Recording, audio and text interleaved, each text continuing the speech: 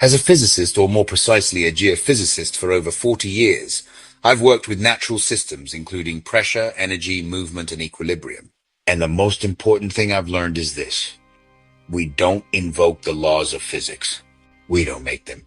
We simply come to understand them and we follow them. That's how you survive inside a system you didn't create. You don't rebel against gravity. You respect it. And in that sense, submission is not weakness. It's the first step toward intelligence. Now imagine that on the scale of existence itself. In every country, protection starts with one thing: obedience. You follow the rules. You stop at red lights. You stand in lines. Even if the rules seem strange, like driving on the left in Britain, you follow it.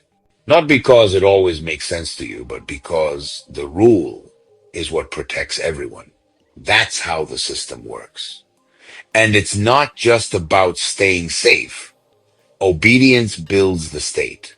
If people don't follow the rules, the whole thing falls apart. Law, economy, trust. When people obey together, they build something stable, something functional. Some people, when they can't accept the rules, try to leave. They emigrate. They find another country that works for them. But zoom out. You're not just living in a country. You're living in a universe, a system you didn't create. You didn't choose your birth. You don't control time. You didn't set the rules of life and death. So here's the question. If this is God's state, and it is, where can you go? What other system exists outside his? What other reality are you planning to escape to? You can't leave. You're already inside the system. The only thing left is to recognize it and live accordingly.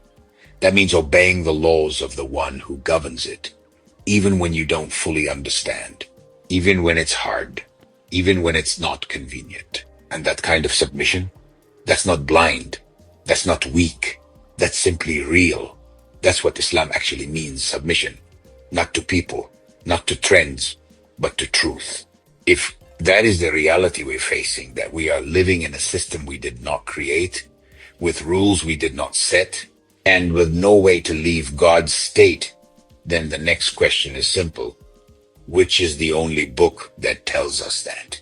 Which is the only book that lays out that reality and those facts without compromise? Only one book says it plainly, that the king, the owner of the world, does not love you unless you meet his conditions. He doesn't flatter you. He tells you what earns his love and what earns his wrath, that he commands you to submit, and that he will test you with good and evil. Both are part of his decree. Success, beauty, comfort, just as much a test as hardship or pain. That there are fixed realities in this life. You are not here to bend them. You are here to respond to them. And that anyone who tells you otherwise, anyone who says you can change the system, you define your own truth, is not just mistaken. That voice is satanic. Because that was Shaitan's message from the beginning.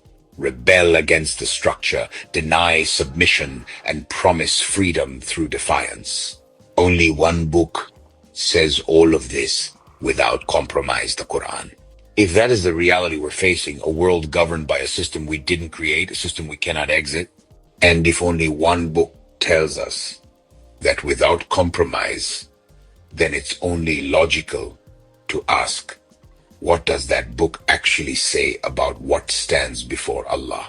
The answer is direct. It leaves no space for debate. The only religion before Allah is Islam. Not Islam as identity, ethnicity, or culture, but Islam as the only valid position before the one who owns the system: submission. The verse continues, and those who were given the scripture did not differ except after knowledge had come to them out of injustice among themselves.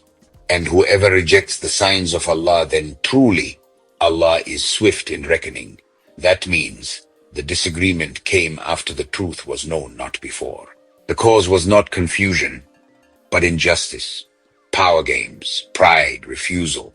The one who rejects the structure is not outside the system. He's still in it, still subject to it, still accountable. And the system doesn't wait. Reckoning is swift. So when the Qur'an says the only religion before Allah is Islam, it's not presenting an opinion. It's stating the only position that remains standing in his presence when everything else falls.